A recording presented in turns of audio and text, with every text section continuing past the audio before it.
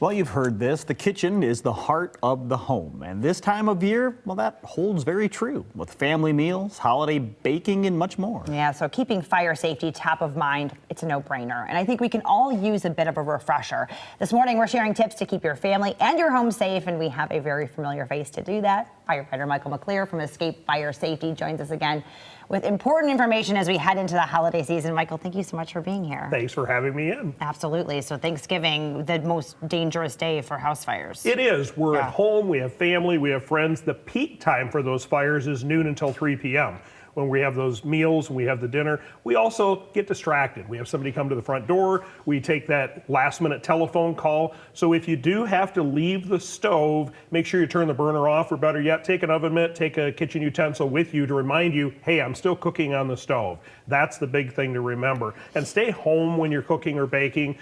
We always talk about stand by your pan when cooking or frying or boiling rather, because we want to make sure that we prevent that fire from happening. If a fire does occur, put the oven mitt on, put a lid on it. Turn the oven off, turn the burner off on the stove, keep that oven door closed, keep the microwave door closed. Call the fire department once you safely get everybody outside. Michael, thanks for that. Appreciate that. Because now in my head, all I have is stand I by know. your pan. You too, I right? love it. I love that. As soon as you said it, I'm singing it over in my head. But are you telling me that that is number one? Is it really the leading cause of home fires? Unattended cooking. That is it. That is it. Number one. It's so easy to do, though, right? When you have a house full of people and you have many things on the stove going at once, and you got to get dinner on the table at a time, it's easy to do. It is. And right? when we are using the burners, if you have young children around, use the back burners and turn that handle inward so that their young, curious hands aren't going to reach up and pull that boiling pot of water on them, cause a scald burn. Better yet, keep kids and pets at least 3 feet away from anything that's hot. That's the oven, that's the stove, even the hot foods, keep them 3 feet away. Great advice. All right, let's talk of turkey. Yes. Let's talk. Do you say let's talk turkey? Let's talk turkey, Okay. as they say this time of year. A lot of people like to deep fry them, and that's just. Oh my. I mean, it tastes delicious. It does. It does. So let's talk some safer choices. Yeah. I would recommend that people purchase a turkey fryer that has the electronic shutoff. So it's an electric turkey fryer as opposed to the gas-fired. The propane, the gas-fired turkey fryers do not have a temperature sensor, so the oil can overheat. It can catch fire. That's the first thing. So, and make sure it's tested by a national laboratory. UL is a common one, FM Global, some of the ones that are out there.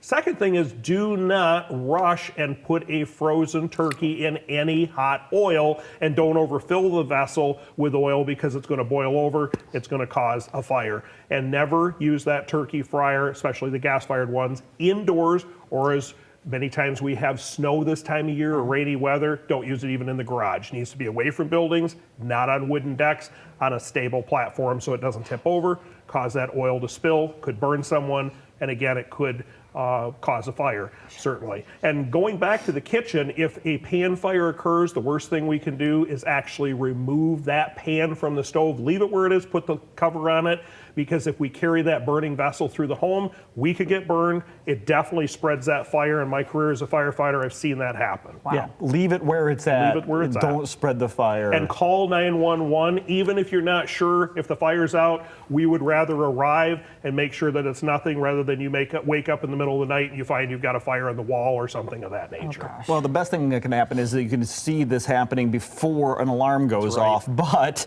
if it's a good time to make sure that they are where the worst thing that can happen is for that not to go off. Absolutely. So we talk about this every time I'm in. We want to make sure families have working smoke alarms. We want to make sure exits are not blocked so that if families need to get out and stay out quickly and safely, once they hear the alarm, get out, call 911 once safely outside. Local fire departments or our Keep Michigan Safe campaign can connect those resources with the viewers. Yeah, absolutely. So if you don't have a working smoke alarm, Michael's the man to help you fix that. Listen, no, when I was growing up, the only acceptable fire around Thanksgiving was the dumpster fire where all my Chicago Bears stuff was going in.